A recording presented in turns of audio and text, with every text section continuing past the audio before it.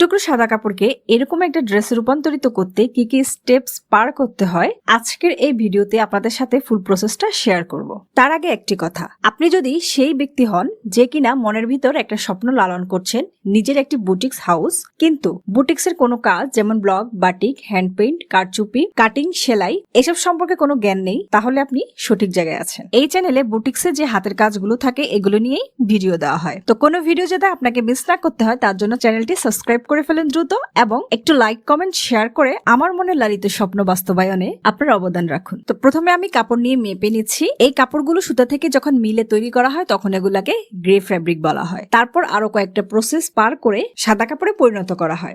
কয়েকটা প্রসেস যেমন জিগার ওয়াশ করার পর এরকম একটা সাদা কাপড়ে তৈরি হয় এবং এই কাপড়টা রং করার উপযোগী হয়। তো কেউ এটাকে নিয়ে ডিজিটাল প্রিন্ট করে, কেউ বাটিক টাইডাই করে, কেউ সলিড কালার করে। যেমন এক কালার কাপড় আমরা বাজারে বয়েল, পপলিন নামে পাই। এই কাপড়গুলোর অনেক ধরনের কোয়ালিটি আছে, যেমন 50-50 কাউন্টের, 60-80 কাউন্টের, 80-80 কাউন্টের এবং 100 ইউনিটিকা। 80-80 কাউন্টটা হচ্ছে বেক্সি কোয়ালিটি। তো আমি কামিজের জন্য 3 গজ নিয়েছি, যেহেতু কাপড়টা 2.5 হাত বহরের, 2 হাত বহর হলে 3.5 গজ প্রয়োজন হতো। কামিজের জন্য আমি 80-80 কাউন্টের কাপড়টা নিয়েছি, যেটা বেক্সি কোয়ালিটি, আর সালোয়ারের জন্য নিয়েছি 60 আছে এবং ওড়নাটাও 80-80 কাউন্টের। প্রথম স্টেপের ভিডিওটা মিস হয়ে গিয়েছে, অন্য একটা কাপড়ে এক্সট্রা রং রয়ে গিয়েছিল বেগুনি কালার, তখন ওই রঙে আমি এই কাপড়টা ডুবিয়ে নিয়েছি। কাপড়ের তুলনায় রংটা কম ছিল, যার কারণে এটা ল্যাভেন্ডার কালার হয়ে গেছে। তারপর কাপড়টা শুকানোর পর আমি এভাবে ধরে পলি দিয়ে কভার করে বেঁধে নিয়েছি, যাতে বাঁধা জায়গাগুলোতে রং না লাগে, কারণ এখানে আমি ব্লক প্রিন্ট করব। আর ওড়নাটা চুনরি বাটিক প্যাটার্নে বেঁধে নিয়েছি। তো যেহেতু আমি নিচের প্যানেলটা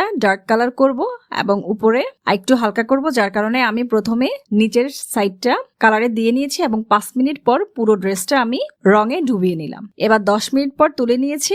তো এবার আমি যে ইউওয়ার্কটা বসাবো ওইটা ব্লক প্রিন্ট করে নিচ্ছি। তো ব্লক প্রিন্ট, তো এটা একটা ডাবল কালারের ডাইস, আমি নিউট্রেক্স দিয়ে ব্লক প্রিন্ট করছি। তো মিডলে যে ডাইসটা ওটা দিয়ে যদি এখন আমি ছাপ দিতে যাই তাহলে অনেকগুলো রং প্রয়োজন হবে, কারণ এটাকে আমাকে স্প্রেড করে নিতে হবে, যার কারণে আমি তুলি দিয়ে রংটা করছি। এবার নিচে যে ডার্ক বেগুনিটা করেছি ওইটা আমি ক্রিম কালার দিয়ে ডিজাইন করে নিচ্ছি, যেটা আমি হোয়াইট বেস দিয়ে তৈরি করেছি। ইয়োকের সাথে মিল রেখে আমি নিচের প্যানেলে ছাপ দিই। পলি দিয়ে যে জায়গাগুলো খালি রেখেছি ওটাতে আবার ডার্ক বেগুনি রং দিয়ে ছাপ দিচ্ছি। তো আপনি যদি হাতের কাজ টুকটাক পারেন তাহলে চান যে আমি একটা ড্রেস তৈরি করব যেটা বাংলাদেশে আমি ছাড়া আর কেউ পরবে না, তাহলে তো এটা সম্ভব। কারণ আপনি আপনার ডিজাইনের মতো আপনার মতো করে একটা ড্রেস তৈরি করে শুধু আপনিই পরবেন, এটার কিন্তু একটা আলাদা মজা আছে।